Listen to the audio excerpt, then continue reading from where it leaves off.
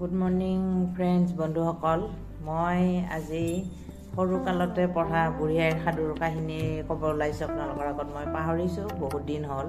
এতিয়া কিতাপখনকে পঢ়ি আপোনালোককো শুনাম, ময়ো পঢ়িম আৰু ময়ো জানিম আগৰ কথাবিলাক। লক্ষ্মীনাথ বেজবৰুৱাদেৱে, আমাৰ সাহিত্যিক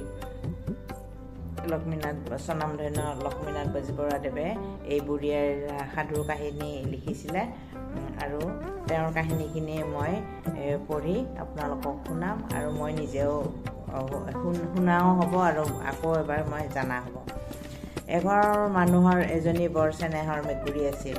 তাই গাভিনী হৈছিল। ঘৰৰ গিৰিহঁতনীয়েও ঠিক সেই সময়তে গা ভাৰি আছিল। মেকুৰীজনীৰ বৰকৈ মাছ খাবৰ মন যোৱাত তাই মোৰ মাছ খাবৰ মন গৈছে বুলি গিৰিহঁতনীক ক'লে। গিৰিহঁতনীয়ে উত্তৰ দিলে, আইহে, তই চপাই কোচাই আনি দিলেহে মই খাবলৈ দিব পাৰোঁ, নহ'লেনো মই ক'ৰ পৰা দিম। ইয়াকে শুনি মেকুৰীজনীয়ে সেইদিনাখনৰ পৰাই অইনৰ ঘৰৰ পৰা চোৰ-তাৰি কৰি বা ডকা হকা দি কোনো ৰকমে মাছ আনি দিবলৈ ধৰিলে। তাৰমানে মেকুৰীজনীও গৰ্ভৱতী আছিল আৰু ঘৰৰ গৃহস্থনীও গা ভাৰি আছিল। গতিকে গৃহস্থনীৰ কথা শুনি মেকুৰীজনীয়ে কি কৰিলে, বেলেগৰ ঘৰৰ পৰা মনে মনে চুৰ কৰি মাছ আনি দিব ধৰিলে। ইফালে গিৰিহঁতনীয়ে মাছ ৰান্ধি বাঢ়ি খাই মেকুৰীজনীক খালী কাঁইটবোৰ খাবলৈ দিলে। সেইদৰে মেকুৰীজনীয়ে দিনৰ মাছ আনি খাবলৈ নাপায়। ইয়াতে তাইৰ মনত বৰ বেজাৰ লাগিল। গিৰিহঁতনীক খাও দিলে, মোৰ পেটত যি আছে তাইৰ পেটলৈ যাওক আৰু তাইৰ পেটত যি আছে মোৰ পেটলৈ আহক। মেকুৰীজনীয়ে খাও দিলে কি যে মোৰ পেটত যি আছে তাইৰ পেটত যাওক, তাৰমানে গৃহস্থনীৰ হাতত যাওক আৰু তাইৰ পেটত যি আছে মোৰ পেটত আহক বুলি খাও দিলে। ইয়াৰে কিছুদিন পাছতে সঁচাকৈ গিৰিহঁতনীয়ে দুটা মেকুৰী পোৱালি পালে আৰু মেকুৰীজনীয়ে ছোৱালী দুজনী পালে। আতৌ-পুতৌ কৰি মেকুৰীয়ে ছোৱালী দুজনীক কোনো ৰকমে ডাঙৰ কৰিলে। ছোৱালী দুজনীক ঘৰতে থৈ মেকুৰীয়ে নিতৌ মাছ গাখীৰ ইত্যাদি বিচাৰি যায়। ছোৱালী দুজনী জনা হ'লত সিহঁতে এদিন মাকক ক'লে, আই, তুমি যদি গাঁৱলৈ যাওঁতে কোনোবাই মাৰি থয় তেনেহ'লে আমি কেনেকৈ জানিম আৰু কি কৰিম? কি ক'লে?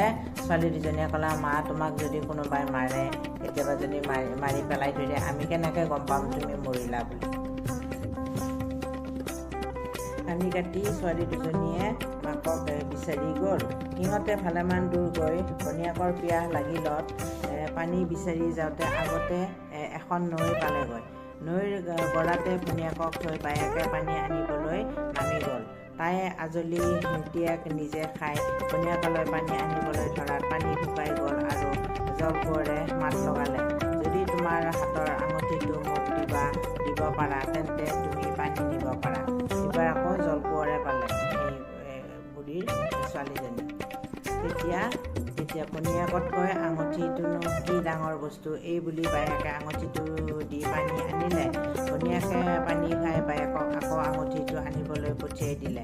এইবাৰ বায়েকে পানীত নামোতেই জলকোঁৱৰে তাইক ধৰি নিলে। এইবাৰ জলকোঁৱৰে কি কৰিলে, বায়েকক লৈ গ'ল। বায়েকক নিয়া দেখি ভনীয়েকে বামতে বহি ইয়াৰ মূৰ বুকুৱাই কান্দিবলৈ ধৰিলে। ইয়াৰ কিছু পৰৰ পাছতে এজন মুদৈ বেপাৰলৈ আহোঁতে অকলশৰীয়া ৰূপহী ছোৱালীজনী নৈৰ পাৰত বহি থকা দেখি তাইক নাৱত ভৰাই লৈ গুচি গ'ল। তাকে আলানিৰ শেষ নাই, তাৰমানে এটাৰ পিছত এটা হ'ল। মাকো মৰিল, বায়েকো গুচি গ'ল, এতিয়া ভনীয়েককো লৈ গ'ল। ঘৰ পাই মুদৈয়ে তাৰ দুজনী ঘৈণীয়েকৰ লগতে তাইকো এজনী সৰু ঘৈণী পাতি ল'লে। কোমল বয়সীয়া সৰু ঘৈণীয়েকক মুদৈয়ে আগৰ দুজনী ঘৈণীয়েকতকৈ বেছি মৰম কৰিবলৈ ধৰিলে। খিয়ালতে ই দুজনীয়ে কেনেকৈ মুদৈয়ে তাইক দেখি